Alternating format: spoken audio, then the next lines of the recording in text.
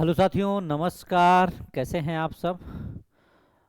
चलिए, काफ़ी कल लेट हो गया, नोटिस आया, लेकिन मैं आपको बता देना चाहता हूं कि कल मैंने आपको एक शॉर्ट्स वीडियो के माध्यम से बताया था कि जो भी चीज़ें आपत्तियों को लेकर के चीज़ें चल रही थी, उस पे मैंने बताया था कि पेमेंट जो है आपका वो अपडेट नहीं हुआ था, और 50 रुपया जो प्रति क्वेश्चन कहा गया था, जिसमें 61 रुपीज प्रति क्वेश्चन जो कट रहा था, उसी के संदर्भ में फी वापसी के संबंध में ये नोटिस है।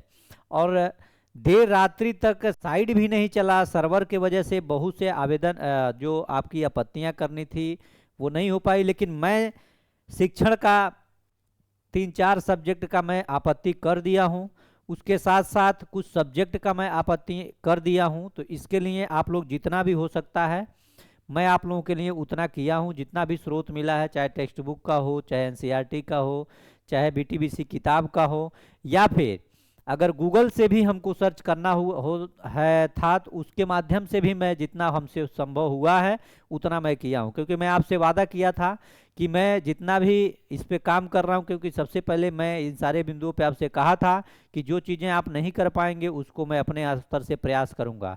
क्योंकि बहुत से अभ्यर्थियों का ये कमेंट था कि शिक्षण को लेकर के, देखिए, बात जो हो रही थी स्रोत का, शिक्षण का स्रोत आप कहाँ से लाएंगे, किस एनसीईआरटी से ला करके देखते हैं? शिक्षण जो है इसका स्रोत तो आप खुद ही अपने स्तर से, या जो उसका भाव है, मनोभाव है, यानी जिस तरह से पूछने का प्रश्न का प्रवृत्ति है उसके अनुसार आप आंसर करते हैं।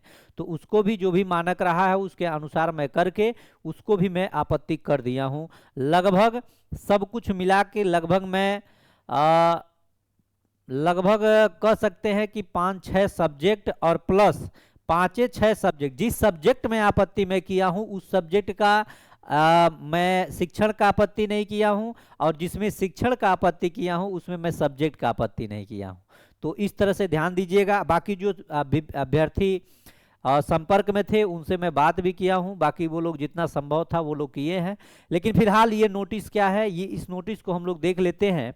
इस नोटिस को हम लोग देखते हैं, इस नोटिस में क्या निकला हुआ है। ये देखिए, माध्यमिक शिक्षक पात्रता परीक्षा बीएसईबी के द्वारा ये नोटिस निकला शाम को। चूंकि मैं बताया था कि फी वापसी ये बाद में करने का प्रयास करेंगे, लेकिन साइड और ये जो आपत्ति करने का जो ये चला, ये इनके कार्यकाल में ये सारी चीजें जो प्रक्रिया ये शुरू किए, ये बहुत दुखदाई रहा।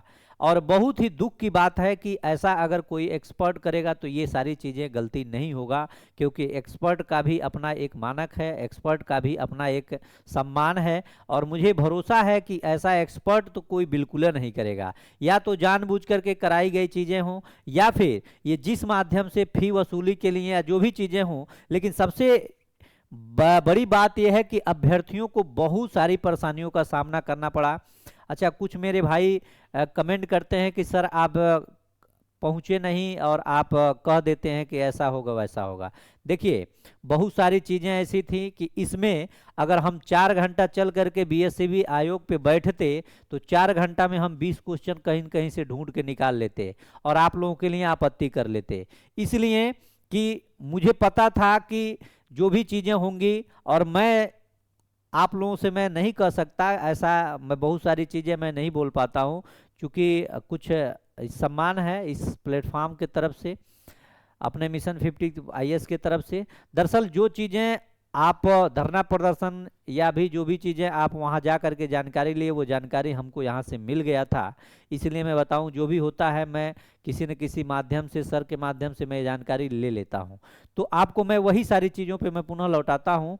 और अगर मैं आप लोगों के बीच में जा करके 4 घंटा, 3 घंटा, 5 घंटा पूरा दिन मैं वहाँ अगर वेस्ट करता, या फिर बातचीत करने में हम लोग वहाँ अपना जो खर्च करते, उस समय अभी तक हमने जो चीज़ें कर पाया कल तक, वो सारी चीज़ें मैं नहीं कर पाता। यानी कि हमको आपत्ति जो तक करना था वो हम 28 तारीख के डेट में हम कदापि नहीं कर पाते अगर आप लोगों के साथ जा करके वहाँ बैठते। तो मैं परसों भी आपसे कहा था कि जितना भी हो सकता है सारी चीज़ें मैं करने के लिए तैयार हूँ, मैं किया हूँ। और ऐसा भी नहीं है कि मैं किसी विद्यार्थी से कहा हूं कि आप पेमेंट करिए तो मैं करूंगा। मैं उनसे बोला हूं जितना आपके अनुसार हो सकता है आप करिए, मेरे अनुसार जितना हो सकता है मैं आपके अनुसार उतना, अपने अनुसार मैं करूंगा, और किया भी हूं। बाकी आप लोग ये सारी चीजें मत कहा करिए, ठीक है। चलिए, ये माध्यमिक संख्या STT 2025 औपबंधिक उत्तर कुंजी पर आपत्ति दर्ज किए जाने और भुगतान किए गए अतिरिक्त शुल्क की वापसी के संबंध में दिया गया है।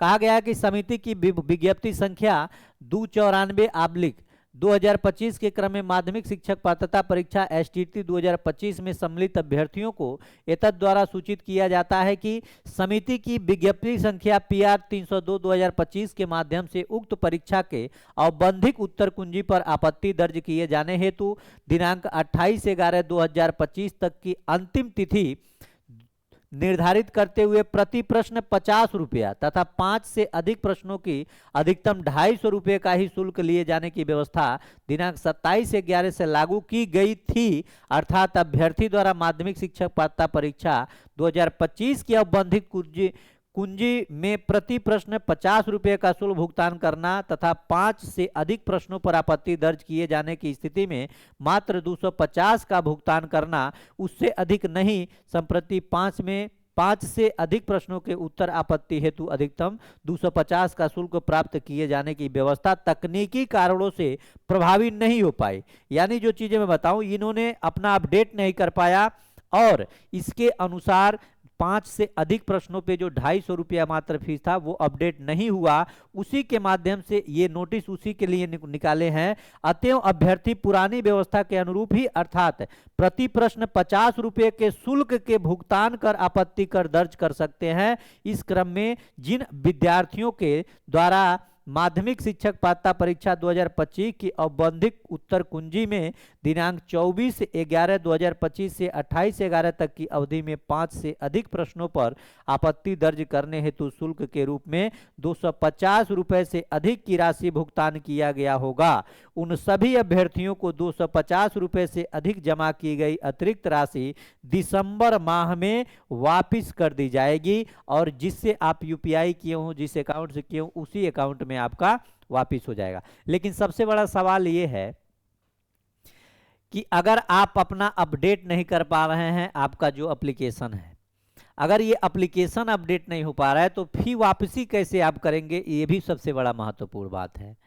फी वापसी कैसे करेंगे? अच्छा, सबसे बड़ी बात आपको मैं बताऊं, अब इसमें अब हम लोग फ्री हुए हैं इसलिए कि अब ये 28 तारीख वाला जो कल वाला समय था ये समाप्त हुआ है। अब हम लोगों को बात इस पे करनी है कि ये एक अपने तरफ से उत्तर कुंजी जारी करें और फाइनली उसका प्रूफ दें कि इस माध्यम से ये प्रश्न गलत हुआ है। अगर आयोग इतना ही सक्षम है, इतना ही एक्सपर्ट उनके पास सब ठीक ठाक हैं और सब कुछ व्यवस्थित है, तो उनको इस प्रकार का काम करना चाहिए कि आपको मैं ये प्रूफ देता हूं और इसके बाद जो फाइनली आंसर की इन्होंने ये जो जारी करें तो क्वेश्चन के साथ साथ उसका आंसर ही जारी कर दें। उससे सब लोग अपना मिलान कर लेंगे कि क्या इस आंसर का जवाब यही है कि गलत, इस क्वेश्चन का जवाब आंसर यही होना चाहिए या गलत होना चाहिए, या सही नहीं या सही है।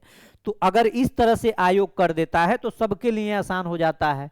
बाकी जो भी चीजें हैं इस नोटिस को तो अब आप लोग देख ही रहे हैं। अब बाकी जो होगा उसके बाद अब हम लोग आगे जो भी आप लोग कहेंगे या जो भी बातें होंगी उसके अनुसार अब हम लोग काम करेंगे। बाकी आप लोग पढ़ाई करिए और थोड़ा सा अब आप लोग अपने पे ध्यान दीजिए। अब जो गलतियां आज के पहले हुई हैं वो गलतियां न हो। अब ये गलती आपकी तो है नहीं, हमारी है नहीं, ये आयोग की गलती है। हम लोग को जितना करना था उतना हम लोग अपना 100% दिए हैं। अब जिसको 60 नंबर ला करके पास होना है और उसके सब्जेक्ट में अगर 20 क्वेश्चन गलत है, आप 50 क्वेश्चन पे आके सही, आप 50 क्वेश्चन पाया है और उसका 20 क्वेश्चन गलत होगा इसी अनुसार, तो वो फेल हो गया। सबसे बड़ी बात तो यही है। अब बात हो रही है नॉर्मलाइजेशन की। अब इस स्थिति में नॉर्मलाइजेशन करने की कोई भूमिका बनती ही नहीं है। नॉर्मलाइजेशन किस आधार पर करेंगे जब आप खुद नहीं सही हैं कि आपको जवाब क्या देना है, तो नॉर्मलाइजेशन किस आधार पर कर सकते हैं। तो ये सारी चीजें हैं। बाकी देखते हैं आयोग इस पे क्या निर्णय लेता है। अब तो फाइनली जब आंसर किया है और इसका देखते हैं कैसे क्या होता है। बाकी अब जो भी कहिए उस सब करने के लिए हम तैयार हैं। और मैं पुनः आपको बता दूं कि अब आप लोग अच्छे से पढ़ाई करिए, थोड़ा सा धैर्य रखिए। अब देखिए जो भी होगा अच्छा ही होगा। बाकी देखते हैं। बहुत बहुत धन्यवाद। नमस्कार।